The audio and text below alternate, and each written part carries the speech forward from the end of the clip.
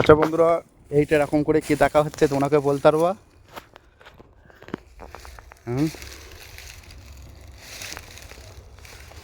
এটা এরকম করে চেক করছে জাল পাতা আছে নাকি। এখানে জাল পাতা অনেকজন এসে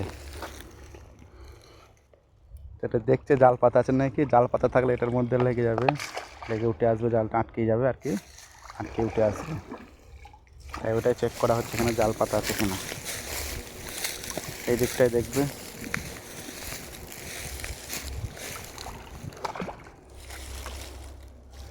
কত গর্তরে, অনেক গভীর তো এখানে।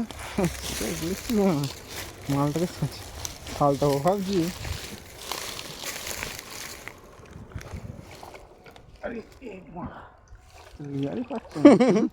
পানি সে পুরো 1 মাস পানি আছে। এই যে পেয়ারা গাছগুলো দেখা যাচ্ছে, এই পেয়ারা গাছগুলো আমাদের। এই যে নাই, এগুলো আমাদেরই তো, এগুলো আমাদেরই। এই পাড়েও পেয়ারা গাছগুলো আমাদের লাগানো আছে। আর ওইটা হচ্ছে আমাদের বাগান। এই যে এইটা হচ্ছে আমাদের পেয়ারা বাগান।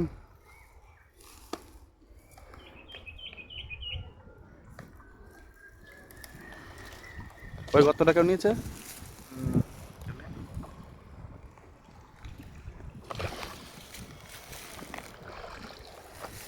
আমরা আগে মাঠে কত ঘাস কেটেছি, হ্যাঁ, ঘুরে ঘুরে বেড়াতাম, ঘাস কাটতাম, আশাই হয় না।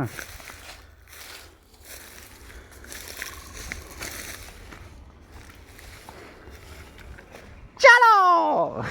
এই ডালটা ছিল মালটা, হ্যাঁ, আমি ছিলাম এইখানটা করে দাঁড়িয়ে, আর এই ডালটায় মালটা ছিল। চ এখান দিচ্ছ। আমার ভেতর দিয়ে যাবো না। এই ভেতর দেওয়া কিচ্ছু না। তুই কালকে সাপ দেখেছি বলে আজকেও সে সাপ এখানে বসে থাকবে নাকি? কোথায় চলে গেছে? লেবুগুলো খাতে, লেবুগুলোই বাবা মালিকা দুটো তুললেও তো হয়। পোস্টেল হয় না, চুরি করে খাই। হুম। আর এই লাউ ডগা যে সাপটা বলছিস, ওই সাপটা বেশি সবুজ জায়গায় বেশি থাকে। গাছপালার মধ্যে এমন মিশে থাকবে তুই ধরতে পারবি না। এগুলোতে সাপ থাকবে, এইসব বাতারে এগুলো তো চন্দ্রপুরা সব শুয়ে থাকবে, ঠান্ডা মস্ত করে শুয়ে থাকবে। আর এক ছবল দিলেই ব্যাস, চন্দ্রপুরা তো এক ছবলেই পুরো মিস নেই। অন্য কোনো সাপের মিস হবে, চন্দ্রপুরা জীবনেও মিস হবে না।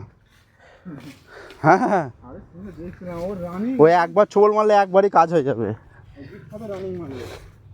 আর যত বড়ই সাপ হোক না কেন, মানে 100টা মারলে মোটামুটি 70টা মিস যাবে।